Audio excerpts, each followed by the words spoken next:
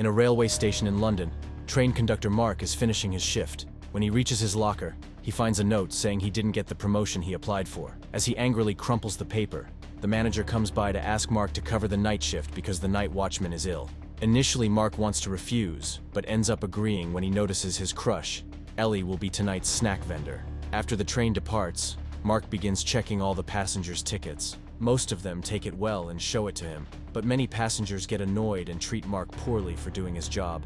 A woman drops her bag, and when Mark helps her, he gets startled by a sudden noise, but it's just the woman's dog. Linda claims she lost her ticket and gets upset when Mark makes her pay the fine. In a corner, Bill changes into more comfortable clothes. Mark notices the restroom door has a sign that says "out of order," and there's water leaking from it. When Mark runs into Ellie, he finally tries asking her out, but Ellie turns him down. The fact that passenger Peter is staring makes it all more awkward. For the next few hours, the train continues to travel peacefully under the rain and the full moon, with passengers getting off at each station until only a few are left. When it reaches the woods, a loud scream suddenly echoes in the cars and the train stops. Mark starts moving through the cars to find out what happened and sees a shadow behind a door. But when he's about to open it, he's startled by the announcements. The driver announces that they hit something on the road and asks the passengers to remain calm until they resolve it. Then Mark finally opens the door and discovers Ellie's snack cart fell. He tries to lift it but can't, so Adam ends up lifting it instead. Mark finds 2 sets of keys on the ground and is surprised to hear they both belong to Adam. There are many passengers panicking, so Mark does his best to go around and calm them down. He also tries contacting the driver Kevin on the radio, but he doesn't answer. So instead, he uses the speakers to ask the passengers to be patient. Meanwhile, Kevin has left the train to check what happened and discovers they hit a deer, which is now stuck in the wheels. He tries to pull it out, but he isn't strong enough. At that moment, Kevin hears a noise behind him, and when he turns around, a mysterious creature attacks him and begins eating him. His blood gets splattered on a window, but the rain washes it away before others can see it. On the train, Mark gets tired of waiting and uses his keys to enter the control car, only to find it empty. He then takes a look outside, but doesn't see Kevin there either. After telling Ellie to keep the passengers calm with some free snacks, Mark takes a longer look outside yet still finds nothing. Next, Mark makes a call to the company's rescue team, who explain they're behind on schedule because the storm has been causing lots of accidents. The phone signal is poor and full of static, but Mark manages to learn they'll be there in 4 hours. Afterward, Mark informs the passengers of the 4-hour wait, causing them to start panicking. When he tells them the driver has disappeared, their complaining gets worse, so Adam has to yell to shut them up. He points out they have no signal on their phones, so they should just walk to the next station to call for help. Mark tries to explain it's dangerous and he could lose his job, but the passengers team up against him, and he has no choice but to agree to be their guide. After Mark unlocks the door, the group leaves by making a line and walking next to the train, unaware someone is watching from the woods. Eventually, they hear something moving among the bushes, so Mark and Ellie go to investigate. To their shock, they find Kevin's mauled body on the ground. The duo immediately heads back and tells the passengers to get back on the train at the same time. Howling and growling can be heard in the distance. It takes a few seconds for Mark to unlock the door, and everyone rushes aboard in fear. An elderly couple is slower than the others because of their age, and when they're finally jumping in, the monster manages to bite Jan's leg. It even shakes her up and down between the doors before the group can finally drag her inside and lock the car. Afterward, Jan is taken to a seat, where Ellie washes the wound with water and wraps it up the best she can. Bill and Michael try looking out the window with a flashlight, but they can't see anything out there. When Mark checks the door to be sure it's properly locked, the monster pounds on the train car and growls, so the group decides to be as quiet as possible. They can hear the creature's claws scratching the car, and the group waits until the howling is heard far from the train to speak again. Then Mark goes to the control car to try using the train phone, but there's no signal. At that moment, Bill joins him and reveals he's an engineering student. By taking a look at the controls, he can tell there's a fuel leak that caused the line to split when the train crashed. If they don't fix that, they'll never be able to move. Outside, it's shown that the train's antenna is broken, implying the creature did it. Mark explains the situation to the passengers, who begin discussing what kind of animal is their attacker. Adam calls it a bear, but Kate points out that bears don't howl. Jan says it wasn't an animal, but something more human. However, everyone thinks it's the shock talking. Suddenly, they hear noises inside another car and worry that the monster may be trying to get in. Mark grabs a fire extinguisher and goes with Bill and Adam to investigate. They carefully cross the car and discover the noise is coming from the bathroom. As Adam gets ready to strike, Mark unlocks the door, only to see Peter fall out. It turns out he was stuck in there since before the crash. The four guys go back to the group, and Peter is told the whole story. But instead of freaking out about the monster, he's sad that he missed his stop. Sometime later, they check on Jan's wound and notice it's getting worse. She's also got a fever. Kate notices Kate is young and scared, so she talks to her to comfort her with some stories about her own daughter. Suddenly, the creature starts pounding on the door again, and then jumps on the roof, causing the train's lights to start failing. At that moment, Kate's phone gets signal, and she receives a call from her mother, but as she tries to ask for help, the creature bursts in through the window. It grabs Kate by the legs and drags her out as she screams, so Adam tries to grab her hand to help her. However, Michael drags her back because she would have been captured as well. Then they hear the beast mauling Kate on the roof, and her blood can be seen on the windows. Terrified, the group rushes to hide in another car, and Jan freaks out because nobody wanted to save Kate. An argument ensues until Jan's husband Ged yells to make everyone shut up and reminds them they must work together to survive. The train has a box of tools, so the passengers start working on barricading every entry point of the car with pieces from the train itself, like the seats. Time passes and everyone gets more depressed by the minute. Jan and Kate realize they didn't know Kate's name, and Jan admits she was never able to have children even though she wanted to. In a corner, Adam talks to Mark, explaining he has 2 sets of keys because he has a nice place for his family and a secret apartment for his naughty adventures. He believes in doing what's necessary to get by even if it isn't nice, and asks Mark to team up with him to escape, leaving the weaklings behind.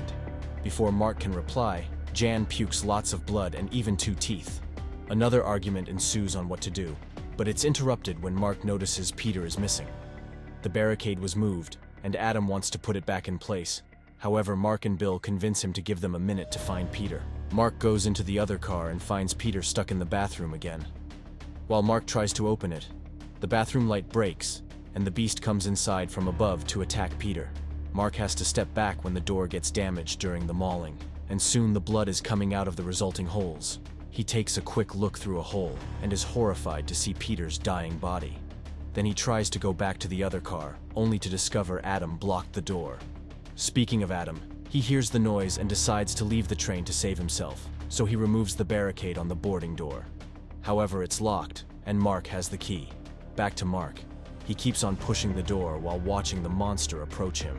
When he's about to be attacked, the others finally open the door and drag Mark into the car before blocking the door again. While the group piles up as many things as possible, Adam tries to break the window with the fire extinguisher to no avail.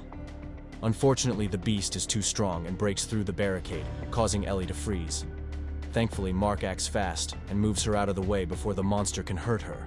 Then the creature tries going after Mark, and as it roars in his face, Ellie stabs it. The monster immediately turns to hit her and sends her flying, so the guys take the chance to jump on it from behind to start beating it up and stabbing it with any object available. Bill gets grabbed by the neck and pushed against the ceiling, only to be dropped when Adam hits the creature's stab injury with the fire extinguisher. At that moment, Michael comes through with a fire axe and starts hitting the monster over and over until it's finally dead. Jan has to pull Michael back as he has a breakdown. Seconds later, the group takes a closer look at the creature and notice a ring on his finger. Like John said, it looks very human-like, so Michael concludes it's a werewolf. Adam remembers that people who get bitten transform as well, and now everyone is wary of John. While some of the passengers cover up the body, Ged tells the story of a train that got off the rails in this area many years ago. The authorities discovered many bodies missing and others mauled, but an explanation was never found. He concludes the werewolf killed them back then too. At that moment, the beast wakes up and howls. So Mark immediately starts pounding its face with the fire extinguisher. In the forest, other werewolves hear the howl of their dying leader. Suddenly, John's face starts changing and she growls too. Adam wants to kill her before she fully transforms, but Ged won't let him. The other passengers also push him back, but Adam fights against their hold, refusing to give up. He breaks through and starts choking Jan, so Mark punches him to knock him down. Then the group agrees to tie up both Adam and Jan, using belts. Afterward, they decide on a plan. Bill will try to fix the train, and teaches Ellie what buttons to press to get them out of there as soon as the train reacts. Mark makes a speech through the speaker, trying to keep everyone's hopes up. Michael and Bill get off the train and quickly find the leak. While Bill gets under the train to fix it, Michael keeps watch. Inside, Ellie reveals she and Adam had a dirty night together some time ago, but Adam doesn't bother to remember any of his one-night stands. Jan starts having trouble breathing, and Adam insists they should do something before it's too late. At that moment, Michael hears a noise in the forest and goes to investigate, leaving Bill without light. In the forest, Michael can hear Peter crying for help and follows his voice, only to find his body on top of a tree being devoured by a werewolf. Terrified, Michael tries running away. However, the werewolves soon surround him. He tries defending himself with his axe to no avail, and the werewolves jump on him to eat him alive. In the train, everyone hears Michael's screams as he dies, followed by a loud howl. Jan freezes, and Adam keeps asking Mark to kill her. Bill finally fixes the train and the lights comes back. Thus, Mark and Ellie try to figure out the controls. Soon, the werewolves approach the train, so Bill grabs the car and lifts his body to hide until the monsters go away. Unfortunately, they appear at the front window and startled Ellie and Mark, who finally activate the train. Bill has to hold on the car again, not to be left behind. Suddenly, Jan finishes transforming, so Michael rushes to release Adam before Jan breaks free with her new strength. Adam tries to help Ged only for Jan to knock him down. At that moment, another werewolf appears at the door and grabs Michael, who cries for help. However, Adam kicks her to push her and the werewolf off the train. The train speeds away and Michael is left behind, quickly becoming werewolf food. As Ged tries to make his wife see reason, Adam tries to fight Jan again, hitting her with a wrench. Furious, Ged punches him back before he could kill her. Then Jan jumps on her husband and bites his neck, causing his blood to rain. While Jan tries to go after Adam, Bill struggles to hold on and accidentally breaks the repairs he did, causing the train to stop again. Mark and Ellie rush out of the control car and stab Jan right before she can kill Adam. Then an angry Mark jumps on Adam to beat him up, but Ellie stops him. The werewolves use the chance to enter the train, so Mark and Ellie rush to lock the door. Adam realizes he'd have a better chance to escape if one person stays behind as bait. Thus, he knocks down Mark. It's not enough to leave him unconscious, and Mark immediately retaliates, triggering a fight.